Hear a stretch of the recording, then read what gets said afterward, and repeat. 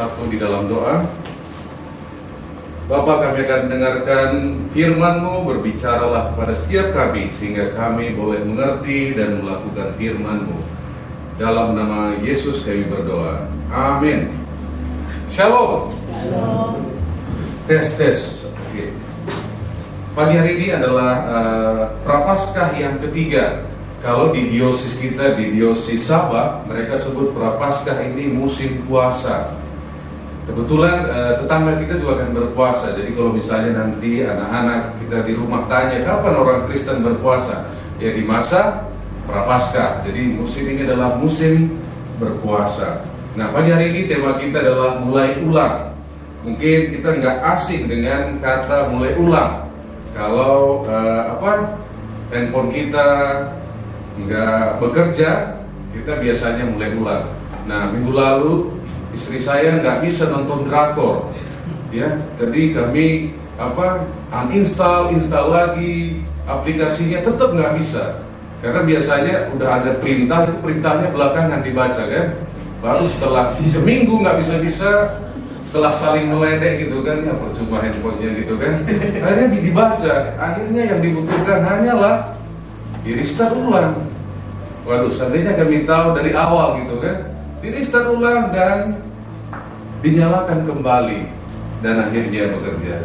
Ya, jadi kita nggak asing dengan mulai ulang. Dan pagi hari ini kita belajar dari Yohanes pasal 3 ayat 1 sampai 17. Belum sampai ke sana. Nah, sebelum kami menikah, ya.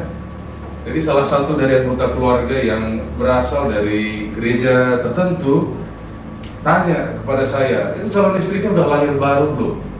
Karena kalau kita bilang lahir baru, ada orang pikir itu hanya untuk aliran gereja tertentu yang harus dilewati dengan penuh dengan emosional dan lain sebagainya, pengalaman yang emosional gitu kan. Ada juga orang berpikir lahir baru itu hanya bagi mereka yang jahat atau bandit secara moral dan perbuatan.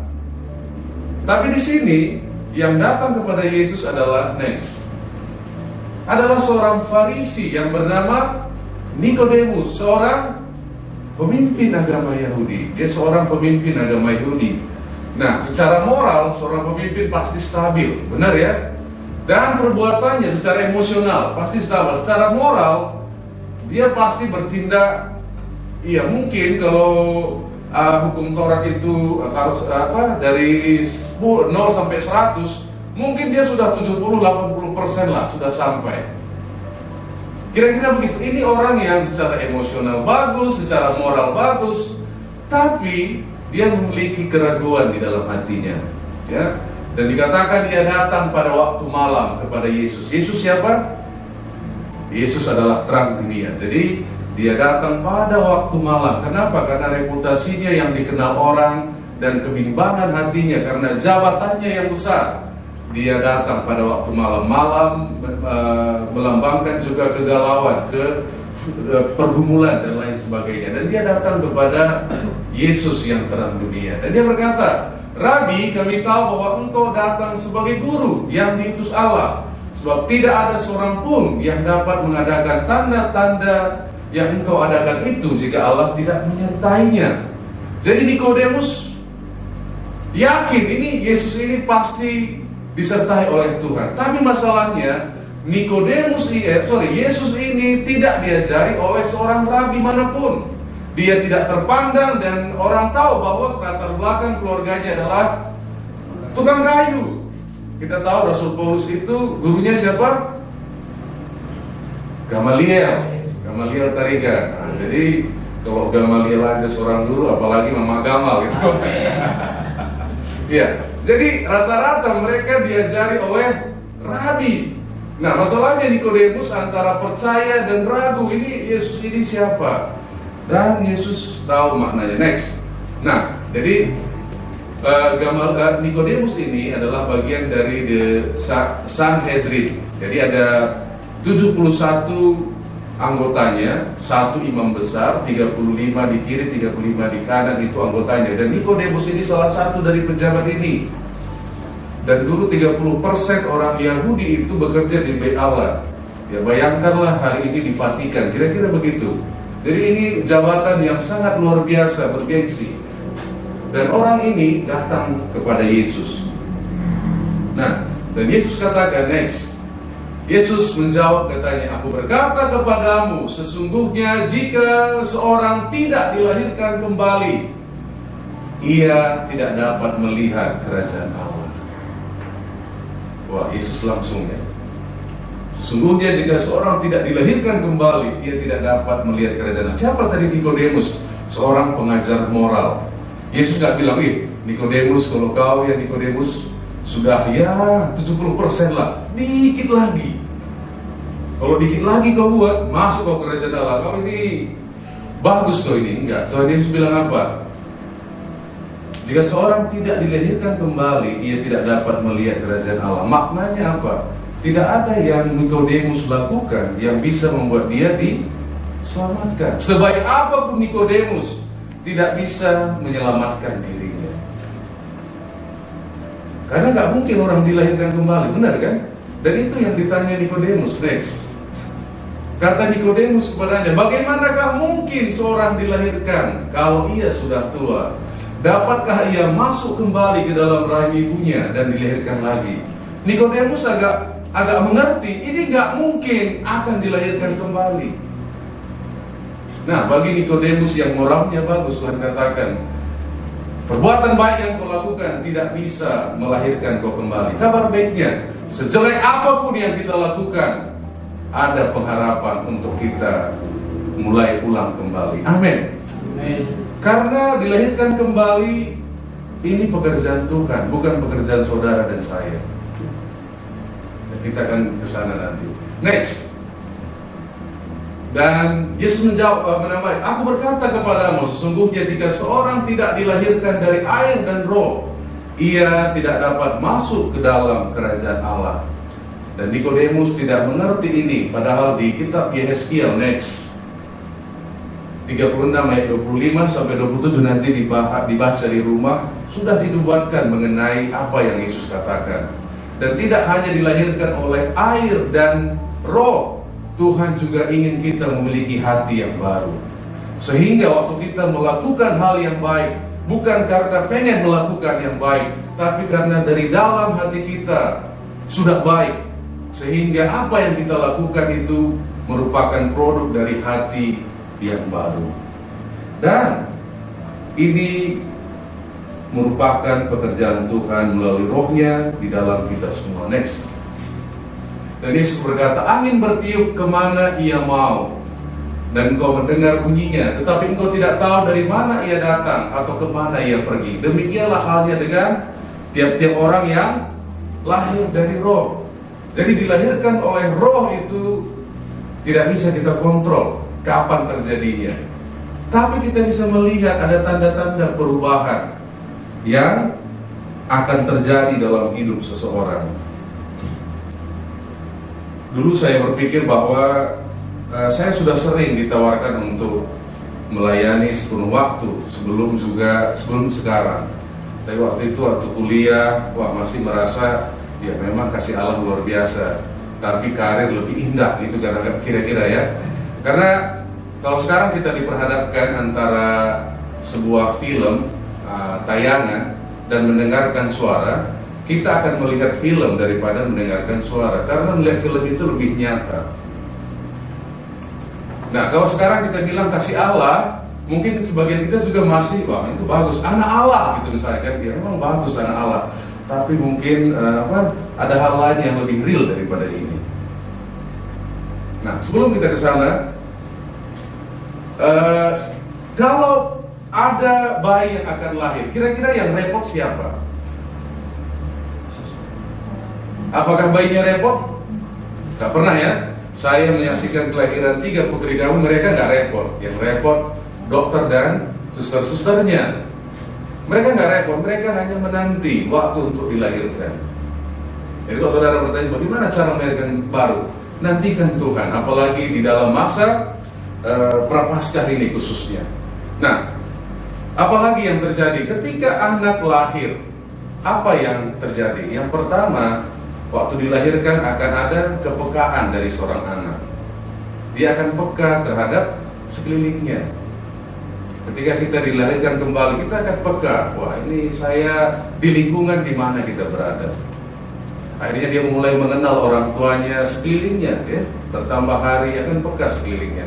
Yang kedua, kalau anak lahir, dia memiliki apa? Identitas yang baru. Makanya waktu Yorin sebelum lahir langsung ditanya, nanti nama calon putrinya siapa?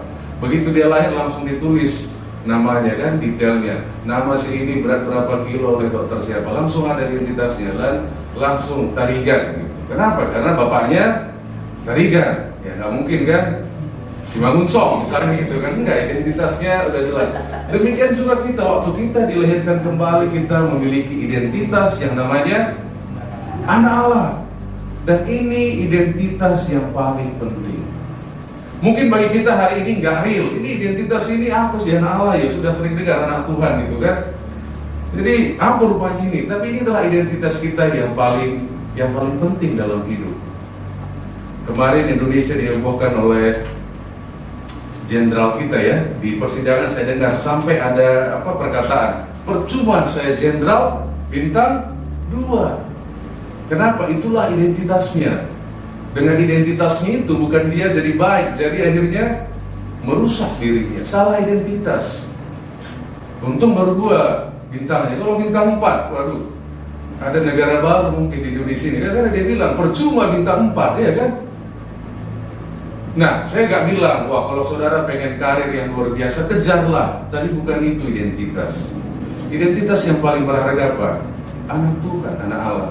Amin. Waktu ibu saya jatuh sakit di Batam, dan saya terbang ke sana, waktu itu saya baru menyadari, ternyata apapun pencapaian ya di dalam hidup ini, yang paling menyenangkan itu ya kita anak Tuhan. Jadi waktu itu udah nggak bisa respon, ya, stroke setengah badannya. Jadi mau saya bawakan kue paling enak juga nggak ada artinya. Mau dibuat juga namanya ibu inilah seorang profesor doktor, apapun namanya udah nggak ada artinya juga. Yang paling bermakna waktu itu hanya satu yang menghibur saya. Ini ibu mama saya itu orang percaya, anak Tuhan gitu.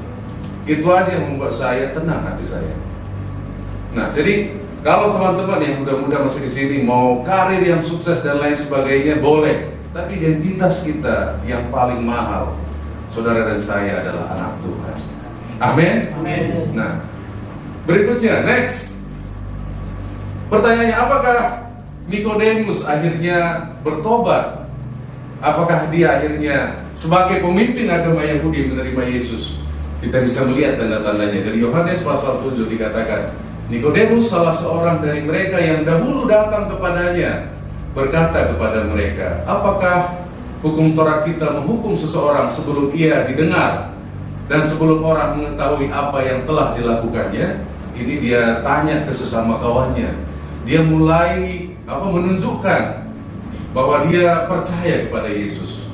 Berikutnya, Yohanes pasal 19 ayat 39. Datanglah juga Nikodemus, orang yang dahulu pernah datang kepada Yesus pada malam hari. Ia membawa campuran minyak mur dengan minyak gaharu, kira-kira 30 kg beratnya. Begitu berat ya minyak. 30 kg itu adalah batas maksimal 1 tas untuk porter. Dan udah terlalu cukup berat untuk satu orang untuk angkat. Lebih daripada itu sekarang dikurangi. Dulu maksimal bagasi 30, sekarang jadi 25. Karena lebih daripada itu kita bisa mencelakakan diri kita. Siapa yang mau membawa minyak 30 kg kepada orang yang dia tidak percaya? Dan akhirnya kita bisa lihat Nikodemus. Ini tidak terjadi malam itu juga. Ini terjadi kapan? Kurang lebih 3 tahun setelah dia bertemu dengan Yesus. Ada prosesnya. Ini yang dikatakan oleh ayat 8 tadi. Next. Oh, nggak ada lagi ya. Yang dikatakan bahwa angin bertiup kemana dia pergi. Kita tidak bisa kendalikan, tapi kita bisa lihat tanda-tanda perubahan dari Nikodemus. Dan pagi hari ini saya tidak tahu apa yang menjadi kebutuhan kita. Saya percaya ada hal-hal yang tidak bisa kita ubah di dalam hidup kita dengan kekuatan kita. Nikodemus dengan segala pengetahuannya, dengan segala jabatannya, susah untuk menerima Yesus. Saya suka ada sebuah channel orang Yahudi yang bertemu dengan Yesus. Akhirnya dia wawancara orang Yahudi lainnya, dan mereka bilang Yesus itu kalau menurut tanda-tanda yang diajarkan Rabi nggak sesuai, kedatangannya nggak sesuai gitu. Nah, bagi Nikodemus untuk menerima Yesus ini hal yang luar biasa. Yang pertama, pagi hari ini mari sadari kebutuhan kita. Hal apa yang kita merasa kita perlu memulai ulang, yang kita stuck di sana. Seperti Nikodemus, dia menyadari dia perlu jawaban dari Yesus. Dia datang kepada Yesus. Yang berikutnya, menyadari ketidakmampuan kita. Yesus berkata kepada Nikodemus, semua, kalau di pasal 2, begitu banyak orang datang kepada Yesus setelah tanda dan mujizat.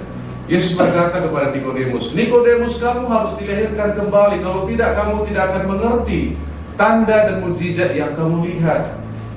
Ada berapa banyak kita hari ini yang dari kecil kita sudah datang ke gereja, tapi kita dalam hati, aku masih belum mengerti ngapain sebenarnya urusan gereja dan lain sebagainya. Yang kedua, menyadari ketidakmampuan kita. Nikodemus menyadari ketidakmampuannya. Nikodemus berkata, bagaimana mungkin seorang dilahirkan kembali? Aku nggak mungkin Tuhan dilahirkan kembali. Dan yang ketiga, menerima Dia yang sanggup memulihkan, mengubah setiap kita. Dan berdoa dan berpuasa mungkin tidak bisa mengubahkan kita. Berdoa dan puasa bisa menyatakan apa yang kita perlukan, apa yang perlu diubah dalam diri kita. Tapi hanya Tuhan yang bisa memulai ulang dalam hidup kita, melahirkan kita kembali. Dan pagi hari ini di masa Prapaskah ini, saya rindu kita datang menanti Tuhan, membuka hati kita. Tuhan, perbarui saya kembali. Saya undang pemain musik dan saya undang kita semua untuk bangkit berdiri. Kita mau respon firman ini.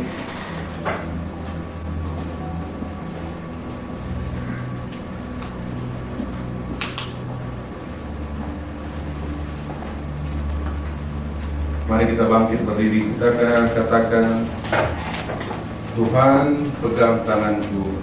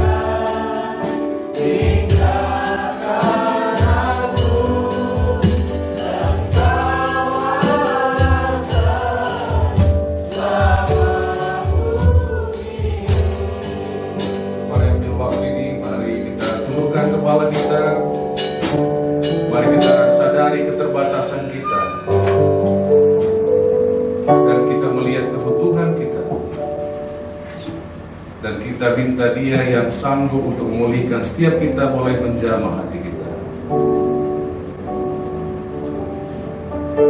Sebagaimana pemain musik menyanyikan lagu ini, mari kita minta Roh Kudus boleh bekerja di dalam hidup kita.